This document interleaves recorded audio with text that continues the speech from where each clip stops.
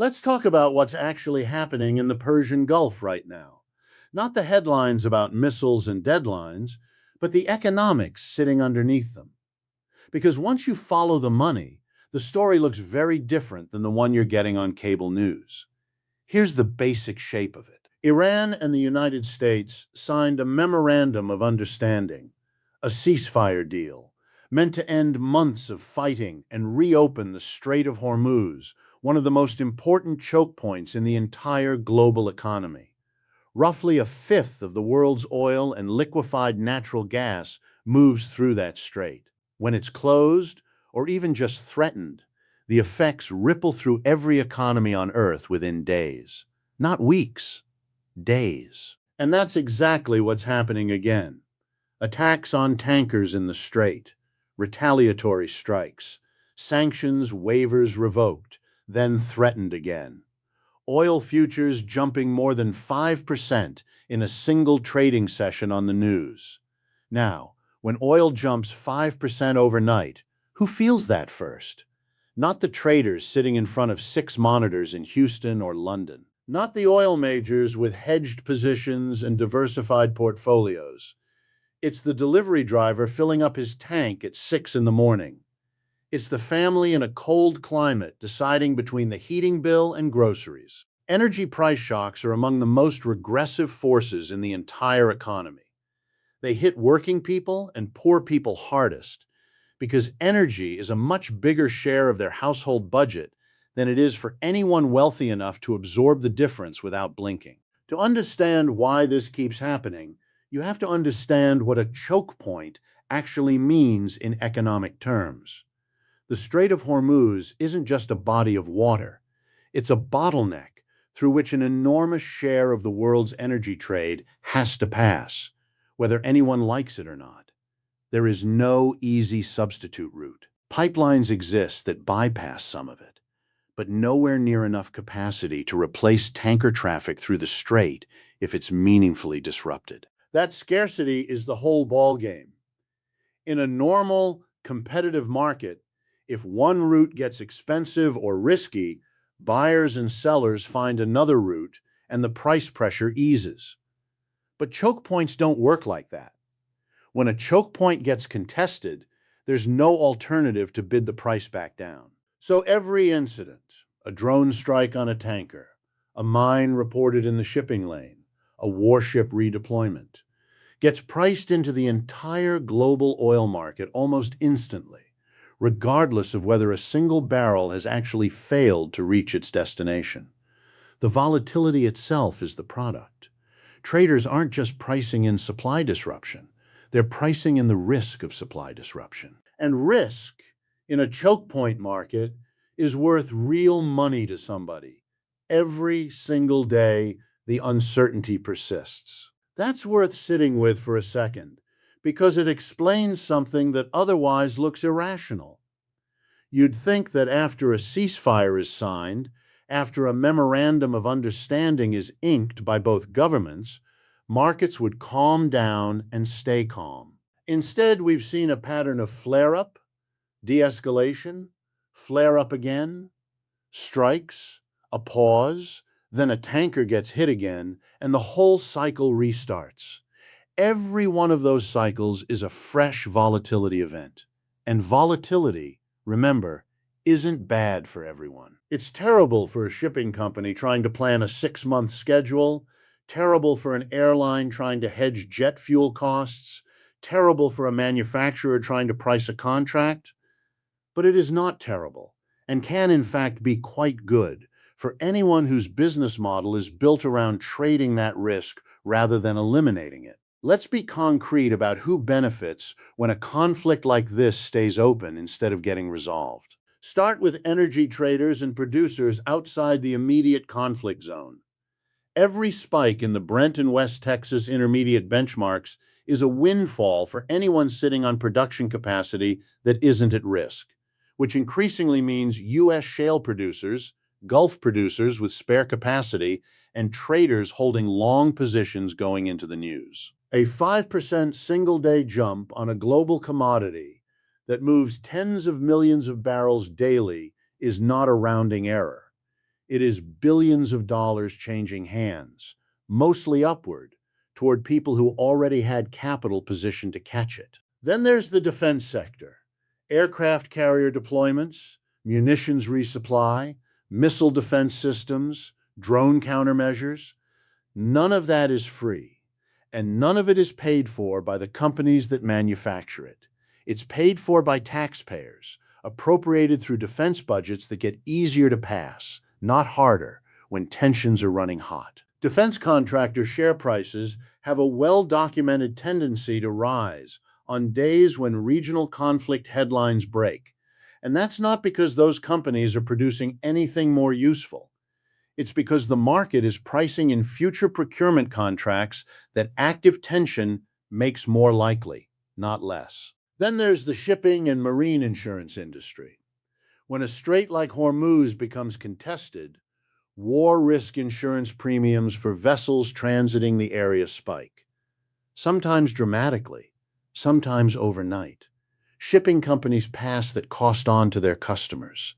Their customers pass it on to consumers. Somewhere in that chain, an underwriter is pricing risk that didn't exist a month earlier and collecting a premium for it.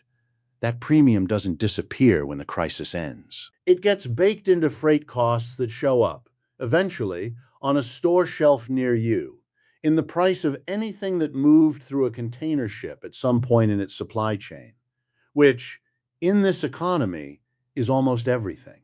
None of these actors are doing anything illegal. I want to be clear about that, because this isn't a conspiracy theory, and it isn't an accusation of wrongdoing. It's just how the accounting works when a critical choke point becomes a site of recurring military and diplomatic conflict. The costs get distributed one way, the gains get distributed another way. And those two distributions do not overlap nearly as much as the people who bear the costs might assume. This is the pattern of war economies going back generations, and it's worth naming plainly because the language matters. The costs of this conflict: higher gas prices, higher shipping costs that flow into the price of goods, tax dollars, funding carriers, strike groups, and munitions resupply, and yes, ultimately, the safety of the service members deployed to the region. Those costs get socialized, spread across the entire population, whether or not any individual person has any say in the underlying policy decisions.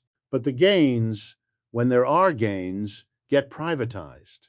They accrue to a fairly narrow set of firms: energy traders who profit from volatility rather than stability, arms manufacturers who profit from procurement rather than peace, and the shipping and insurance industries who profit from risk premiums rather than smooth, predictable trade. That's the asymmetry: broad costs, narrow benefits. It's one of the oldest patterns in political economy, and it shows up again almost every time a choke point conflict drags on instead of resolving. And here's the part that should make every working person paying attention pause for a moment. Polling on this kind of conflict tends to follow a consistent shape. When a ceasefire or peace agreement is first announced, it's popular, genuinely, broadly popular, across a wide swath of the public, because people are relieved. Nobody wants their gas prices spiking. Nobody wants a prolonged military commitment overseas with no clear endpoint.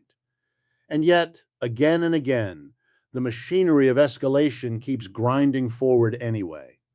New strikes, new sanctions, warships repositioned, deadlines issued and reissued, ceasefires declared over and then quietly kept alive through further negotiation, only to fray again days later. That gap between what the public actually wants, which is de-escalation and a durable resolution, and what the system actually keeps producing, which is another cycle of tension, is worth sitting with. It's not really a mystery once you ask who's writing the rules of engagement and who's cashing the checks when those rules get tested. Now, I want to be careful here, because none of this economic framing means the underlying geopolitical dispute isn't real. It is. Iran and the United States genuinely disagree, And the disagreement isn't manufactured for anyone's benefit. There's a real interpretive fight over a specific clause in the ceasefire agreement, over whether Iran retains the right to manage and potentially charge tolls on traffic through the portion of the strait in its territorial waters, or whether the agreement strips that authority away entirely and simply obligates Iran not to interfere with transit. That's a genuine legal and political disagreement, not a smokescreen. Reasonable people, including serious international law scholars, come down on different sides of how that clause should be read. There's also a real, serious dispute about Iran's nuclear program, about the future of its regional alliances, about the balance of military power in the Gulf, and about accountability for attacks on commercial shipping.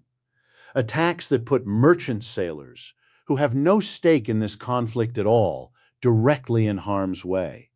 These are not manufactured disagreements. They are the actual substance of a very difficult, high-stakes negotiation between two governments that have spent decades in an adversarial relationship, now compounded by a recent, deadly war and a leadership transition inside Iran following the death of its supreme leader. I'm not here to adjudicate who's more at fault for the latest round of strikes, or whose reading of the agreement is more legally sound. Reasonable, well-informed people disagree sharply on both of those questions, and I'd encourage you to look at multiple sources, not just the ones that already confirm what you believe, before you settle on an answer.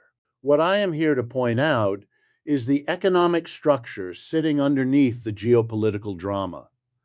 A structure where escalation is relatively cheap in the near term for the people who decide on it: political leaders, military planners, corporate boards, and relatively expensive for the people who don't get a vote in that decision at all: consumers, taxpayers, merchant sailors, and the families of anyone deployed to the region. Let's talk for a moment about sanctions specifically, because they get discussed like a clean, surgical policy tool, and they are almost never that in practice.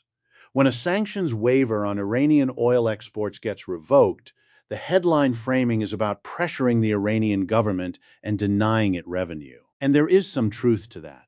Sanctions do reduce the regime's hard currency income, and that's the stated intent. But sanctions regimes have a well-documented history of also depressing ordinary economic activity inside the sanctioned country far more broadly than they hit the specific decision makers they're aimed at. Currency depreciation, inflation, shortages of imported goods and medical supplies, those costs land on ordinary Iranians who have no more control over Revolutionary Guard strategy in the Strait of Hormuz than an average American has over Pentagon deployment decisions. This is one of the recurring problems with sanctions as a tool. The people with the least power in a conflict often absorb the most economic pain from the policies meant to pressure the people with the most power. At the same time, revoked waivers and renewed sanctions also ripple outward into global energy markets, tightening supply expectations and contributing to the same price volatility we talked about earlier, which, again, gets passed down the chain to ordinary consumers everywhere, not just in the sanctioned country. So you end up with a policy tool that imposes real costs on regular people in at least two different countries simultaneously, while the narrower goal, changing the calculus of a small number of senior decision makers, remains uncertain and slow to materialize, if it materializes at all. If this feels familiar, it should. This is not the first time a Gulf choke point conflict has followed this exact economic shape. Go back to the tanker skirmishes of the late 1980s, or the disputes over the Strait in the early 2010s. Same basic pattern every time: a contested choke point, a spike in war risk insurance, a jump in oil prices that outpaces any actual change in physical supply, a defense spending bump justified by the immediate threat, and a public that consistently polls in favor of de-escalation while the conflict nonetheless grinds on for months or years past the point anyone predicted at the outset. Economists have a name for part of this dynamic. It's related to what's sometimes called the war premium embedded in commodity prices, the gap between what a barrel of oil is actually worth based on real supply and demand fundamentals, and what it trades for once fear of disruption gets priced in. That premium is basically a transfer of wealth from consumers and importers to producers and traders, triggered not by any change in the physical world, but by a change in expectations about risk. It can appear in a single trading session, and it can persist for months. And importantly, it doesn't require the worst case scenario to actually happen. It just requires the market to believe it might. I want to head off a misreading here, because this kind of economic framing sometimes gets flattened into something it isn't. Pointing out that certain industries profit from prolonged conflict is not the same as claiming those industries are secretly orchestrating the conflict, or that the underlying security concerns aren't genuine, or that the US or Iranian governments are simply fronts for corporate interests. That's a much bigger, much less defensible claim, and I'm not making it. What I am saying is more modest and, I think, harder to dispute. Incentive structures shape outcomes, even when no individual actor is doing anything corrupt or conspiratorial.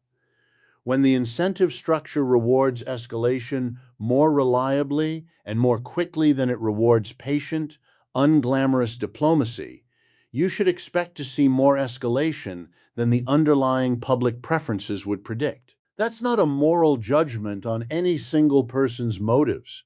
It's a structural observation about how the money flows. And structural observations are worth taking seriously precisely because they don't depend on assuming anyone involved is acting in bad faith. So, what would it actually look like to shift those incentives? A few ideas worth putting on the table, not as a definitive policy program, but as the kind of questions this economic framing should push us toward asking. First, transparency around defense contractor stock performance during active conflict periods, publicly tracked and reported alongside the human and economic costs of the conflict itself. So the asymmetry between who bears the costs and who captures the gains is visible in real time rather than something you have to go digging for after the fact. Second, serious consideration of windfall mechanisms.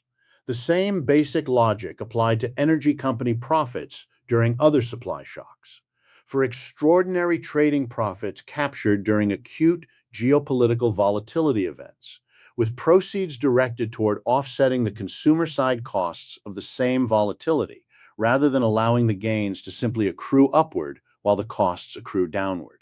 Third, and maybe most importantly, a harder public conversation about the actual track record of sanctions and military pressure as tools for producing durable diplomatic resolutions in choke point conflicts like this one, versus their track record of producing exactly the kind of cyclical, unresolved tension we've been watching play out for months. If the data suggests one set of tools reliably produces short-term escalation without a durable long-term resolution, that's worth weighing seriously against tools: sustained, unglamorous, low headline diplomacy that have a better track record, even if they're less politically satisfying in the moment. None of these are silver bullets.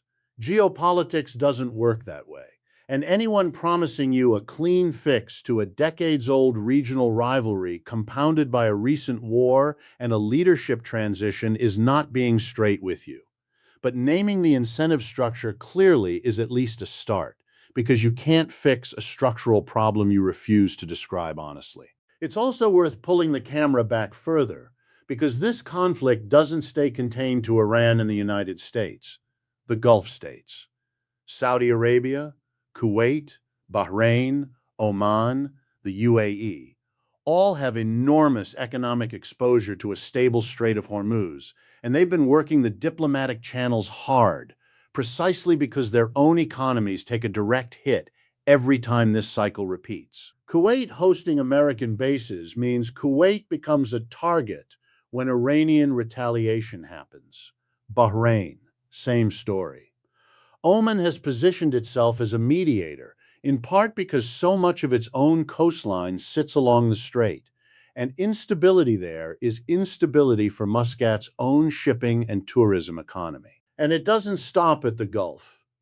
Europe's energy security has been reshaped by this entire multi-year crisis. When Hormuz traffic gets disrupted, European buyers scramble for alternative supply, and a meaningful chunk of that alternative supply has come from increased liquefied natural gas imports out of Russia's Arctic projects, which is a genuinely strange outcome if you think about it for more than a few seconds. A crisis centered on reducing dependence on unstable, adversarial energy suppliers has, in practice, pushed a major bloc of the world's wealthiest economies toward greater dependence on a different, unstable, adversarial energy supplier. That's not a footnote. That's the kind of unintended consequence that shows up when choke point conflicts drag on long enough for markets to root around them in ways nobody explicitly planned or endorsed. So the accounting here isn't just American consumer versus American defense contractor. It's a genuinely global redistribution, with gains and losses landing in places far from the strait itself, often in ways that run directly against the stated strategic goals of the governments involved. Nobody sat down and designed a policy outcome where a Gulf security crisis strengthens Russian energy leverage over Europe. It just happened, because that's what choke point economics does when left to run long enough. It finds every available channel and reroutes capital and energy flows through it, regardless of what any single government intended. I want to close this section by resisting the temptation to make this purely a story about spreadsheets and commodity futures, because it isn't only that. Every dollar figure I've walked through so far has a human being attached to it somewhere in the chain. The merchant sailor on a tanker who didn't sign up for a war zone and now has to transit one anyway because that's the job. The service member on a carrier deployment that keeps getting extended because the diplomatic track keeps collapsing. The family in Tehran dealing with currency depreciation and medicine shortages that have nothing to do with any decision they personally made. The family in Ohio or Manchester or Manila paying more at the pump because a choke point 6,000 miles away had a bad week. None of those people show up in a quarterly earnings call. None of them get mentioned when a defense stock ticks up on the news. But they are the actual denominator underneath every one of the numbers we've been discussing. And I think it's worth naming that explicitly before wrapping up, because it's easy for economic analysis to slide into something that sounds clinical and detached from the fact that we are, after all, talking about a live shooting conflict with real casualties, not just a trading desk's afternoon. So when you watch the next round of headlines, another strike, another deadline, another statement about what will happen if a line gets crossed, I'd encourage you to ask the boring, unglamorous economics question alongside the exciting geopolitical one. Who eats the cost of this particular round of escalation? And who's quietly positioned to profit from it, whether or not they lifted a finger to cause it? Because that's usually where the real story of a war economy is sitting, right underneath the flags, the press conferences, and the deadlines, waiting for somebody to actually look. The geopolitics will keep being complicated, and reasonable people will keep disagreeing about who's more at fault and what the right response should be. But the economics underneath it are a little more legible than the headlines let on, if you're willing to follow the money instead of just the news cycle. Note: this commentary reflects an economic framing on a live, contested, and rapidly evolving situation as of mid-July 2026. Reasonable analysts disagree on both the facts on the ground and how to weigh responsibility between Iran and the United States. This script focuses specifically on the economic incentive structures involved rather than adjudicating the broader geopolitical dispute, and should be read alongside, not instead of, direct reporting on the underlying events.